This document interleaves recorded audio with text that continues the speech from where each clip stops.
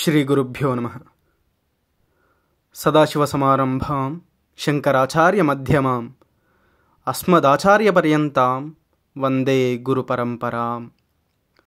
కరూరు నుండి వచ్చిన వేద పండితులు రామనాథ గణపతిగల్ శ్రీరంగంలో నివసించేవారు. వారి భార్య పేరు ధర్మాంబల్. వారికి కామాక్షి అను ఒక కూతురు కలదు. ఆయన మంచిగా వేదాధ్యయనం చేసినా వైదికం స్వీకరించలేదు. కానీ బ్రతుకు తెరువు కోసం ఉపన్యాసాలు చేసేవారు. దాంతో వచ్చే చిన్నపాటి ఆదాయంతోనే సంసారాన్ని నడిపేవారు. ఆ కుటుంబం అంతా పరమాచార్య స్వామివారి భక్తులు. అనుకోకుండా వాళ్ళ అమ్మాయి వివాహం నిశ్చయమైంది. అబ్బాయి వాళ్ళ ఊరికి దగ్గరలో ఉపాధ్యాయుడిగా పనిచేస్తున్నాడు. ధర్మాంబల్ తన భర్తతో ఇలా అడిగింది, మన అమ్మాయి పెళ్లి కుదిరింది కదా, మన దగ్గర ఉన్న ధనం ఎంత అని. అందుకు గణపతిగల్, నీకు తెలియంది ఏముంది, ఇన్నేళ్లుగా కష్టపడి ఒక 5,000 రూపాయలు కూడబెట్టగలిగాను. దాంతో మన అమ్మాయి పెళ్ళి సాధారణంగా జరిపిద్దాం అని చెప్పాడు. ఆవిడ కోపంతో, ఎలా చేయగలం పెళ్ళి, నగలు నట్రా కొనాలి, భోజనాల ఖర్చు అవి ఇవి కలిపి ఇంకో 15,000 రూపాయల దాకా అవసరం అవుతాయి అని చెప్పింది. గణపతిగల్ ఆవిడ వంక చూడగా, మీరేమీ దిగులు పడకండి, నేనొక సలహా చెప్తాను. కొన్ని పళ్ళు కొనుక్కొని కాంచీపురం వెళ్ళి మహాస్వామివారిని కలిసి మన అమ్మాయికి పెళ్లి కుదిరింది, 15,000 రూపాయలు అవసరం అని చెప్పండి. వారు ఖచ్చితంగా మనకు సహాయం చేస్తారు అని చెప్పింది. గణపతిగల్కి ఆ ఆలోచన నచ్చక, ఇది ఎలా సాధ్యమవుతుంది, జ్ఞానం అడగవలసిన మన జగద్గురువులతో ధనం అడగమంటావా అని అన్నాడు. కానీ ధర్మాంబల్ వాదించి మరీ చివరికి ఆయన్ని ఒప్పించి మరుసటి రోజు కాంచీపురం వెళ్ళడానికి సిద్ధం చేసింది. ఆ రోజు శ్రీమఠంలో భక్తులతో చాలా రద్దీగా ఉంది. రామనాథ గణపతిగల్ కూడా ఒక పల్లబుట్టి లగ్నపత్రికతో వరుసలో నిలబడ్డాడు. మధ్యలో ఎవరో వారి పల్లబుట్టని తీసుకొని అందరి బుట్టల మధ్యలో పెట్టారు. అందులో ఆహ్వాన పత్రిక ఉంది అని మొత్తుకుంటున్నా ఎవరూ అతన్ని పట్టించుకోలేదు. హఠాత్తుగా ఒక స్వరం, ఎవరు, కరూరు రామనాథ గణపతిగలైనా, రాయుట్రా, శ్రీరంగంలో అందరూ బాగున్నారా అని వినబడింది. ఈ మాటలన్నది ఇంకెవరో కాదు, మహాస్వామివారే. స్వామివారి కుటుంబం గురించిన విషయాలు ప్రస్తావిస్తూ మాట్లాడుతున్నారు. స్వామివారికి ఆ డబ్బు విషయం ఎలా చెప్పాలో అర్థం కాక చివరికి ఆ విషయాన్ని బయటపెట్టాడు. మిమ్మల్ని కలిసి మా అమ్మాయి వివాహ విషయం చెప్పమని ధర్మాంబల్ కోరింది అని అతను ముగించకముందే స్వామివారు అతనితో, నా ఆశీర్వాదం నిండుగా ఉంటుంది, నీకో పని సిద్ధంగా ఉంది, నా కోసం చేయగలవా అని అడిగారు మహాస్వామి. గణపతిగల్, ఆ పని ఏమిటి స్వామి అని అడుగగా స్వామివారు, కొన్ని రోజుల క్రితం తిరునల్వేలి దగ్గరలోని కడయనల్లూరు గ్రామ ప్రజలు వచ్చి వాళ్ళ ఊర్లో అకారణంగా గోవులు చనిపోతున్నాయని, కాబట్టి పరిహారంగా ఊరి దేవాలయంలో భాగవత సప్తాహం నిర్వహించాల్సిందిగా నిర్ణయించారు. కాబట్టి నువ్వు మఠం నుండి కొద్ది డబ్బు తీసుకొని ఈ రాత్రికి కడయనల్లారు బయలుదేరాలి అని చెప్పారు. గణపతిగల్ మరుసటి రోజు తిరునల్వేలి చేరారు. అక్కడ జంక్షన్లో ఆలయ అర్చకులు వచ్చి వారిని గ్రామానికి తీసుకుని వెళ్ళారు. వారికి పూజారి ఇంట్లోనే విడిది ఏర్పాటు చేశారు.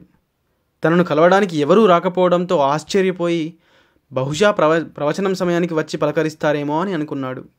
కానీ ఆయన సాయంత్రం భాగవత సప్తాహం ఉపన్యాసం మొదలుపెట్టగా వినడానికి కేవలం ఆలయ అర్చకుడు, కాపలాదారు, దేవాలయ దైవం వరదరాజ పెరుమాళ్ మాత్రమే ఉన్నారు. విషయం ఏమిటని అడుగగా, దేవాలయ అధ్యక్షులు ఎవరు ఉండాలి అనే విషయంపై వివాదం నెలకొని ఆ వివాదం సమసిపోయేదాకా ఎవరూ గుడికి రాకూడదు అని ఊరి వారందరూ నిశ్చయించుకున్నారని తెలిపారు. కానీ రామనాథ గణపతిగల్ వారం రోజుల పాటు చాలా శ్రద్ధగా సప్తాహాన్ని కొనసాగించారు. ఆలయం యొక్క అర్చకుడు, కాపలాదారు మాత్రమే వారం రోజులు విన్నవారు. చివరి రోజు అర్చకులు ఉపన్యాసం చాలా బాగా చెప్పారు. కానీ ఎవరూ రానందున అప్పటికి తన వద్దనున్న 30 రూపాయలు సంభావనగా ఇచ్చాడు. గణపతిగల్ తిరుగు ప్రయాణానికి ట్రైన్ టికెట్ కూడా కొనిచ్చాడు. ఆయన విల్లుపురం మీదుగా కంచి చేరుకొని మరుసటి రోజు కంచి మఠానికి వెళ్ళాడు. మరుసటి రోజు మధ్యాహ్నం తన పనులన్నీ ముగించుకొని మహాస్వామివారిని కలిశాడు. స్వామివారు అతన్ని కడయనల్లారు ప్రయాణం గురించి అడిగి ఉపన్యాసం ఎలా జరిగింది అని కూడా అడిగారు. గణపతిగల్ తన ఉద్వేగాన్ని అణుచుకొని మహాస్వామి వారితో, ఊరిలో ఏదో సమస్య వల్ల ఆలయ అర్చకుడు, కాపలాదారు తప్ప ఎవరూ రాలేదు అని చెప్పాడు.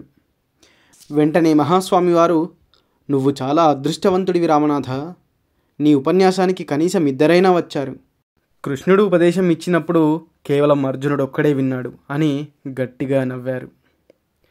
పరమాచార్య స్వామివారు తన ఆనతిపై అక్కడికి వెళ్ళి సప్తాహం చేసి వచ్చినందుకు చాలా సంతోషించి వారిని శాలువాతో సత్కరించి దక్షిణగా 1000 రూపాయలు ఇచ్చి ఆశీర్వదించారు. హఠాత్తుగా అప్పుడు గుర్తుకు వచ్చింది ఆయనకి తను ఇక్కడికి వచ్చిన అసలు ఉద్దేశం ఏమిటా అని. స్వామివారికి తమ కూతురు వివాహం గురించి తెలుపగా స్వామి ఆశీర్వదించి, చంద్రమౌళీశ్వరుని అనుగ్రహంతో పెళ్లి చాలా బాగా జరుగుతుంది, దాని గురించి నీవు కలతపడవద్దు అని బయలుదేరడానికి అనుమతినిచ్చారు. మరుసటి రోజు గణపతిగల్ శ్రీరంగం చేరుకున్నారు. దారి పొడవునా డబ్బు విషయం తన భార్యకు ఎలా చెప్పాలా అని ఆలోచిస్తూ ఇంటికి చేరుకున్నాడు. ఇంటికి వెళ్ళగానే ధర్మంబల్ భర్తని ఆహ్వానించి కాళ్ళు కడుక్కోవడానికి నీరందించి పూజ గదిలోకి తీసుకుని వెళ్ళింది. అక్కడ ఒక వెదురు బుట్టలో పళ్ళు, పట్టుచీర, పట్టు పంచె, పసుపు, కుంకుమ, పూలు, మాంగల్యము మరియు డబ్బుల కట్ట కూడా ఉన్నాయి. అది చూసిన గణపతిగల్కు నోట మాట రాలేదు. ధర్మంబల్ భర్తతో, ఈరోజు ఉదయం కొంతమంది వచ్చి తాము కంచి శ్రీమఠం నుండి వచ్చామని, వీటన్నింటినీ మీ అమ్మాయి పెళ్లికి కానుకగా ఇమ్మని మహాస్వామి వారు పంపించారని చెప్పారు. వెంటనే గణపతిగల్, ధర్ము, నేను మహాస్వామి వారిని ఏమీ అడగనేలేదు, కేవలం వివాహం నిశ్చయమైందని చెప్పానంతే. కానీ స్వామివారు ఇవన్నీ మనకు కానుకగా పంపారు. ఏమి స్వామివారు కరుణ అని డబ్బు లెక్క పెట్టగా అది ఖచ్చితంగా 15,000 రూపాయలు ఉంది. స్వామివారి అనుగ్రహాన్ని తలుచుకొని రామనాథ గణపతిగల్ కంటనీరు ఆపుకోలేకపోయాడు. పరమేశ్వర స్వరూపులైనటువంటి పరమాచార్య స్వామివారిని నమ్ముకొని ధర్మంగా జీవిస్తున్న వారి భక్తులకు ఎలాంటి లోటు ఉండదు. ఈ మాటను రుజువు చేయడానికి ఇలాంటి సంఘటనలు, స్వామివారు చేసిన లీలలు కోకొల్లలు. అపార కరుణాసింధుం జ్ఞానదం శాంతరూపిణం శ్రీ చంద్రశేఖర గురుం ప్రణమామి ముదాన్వహం.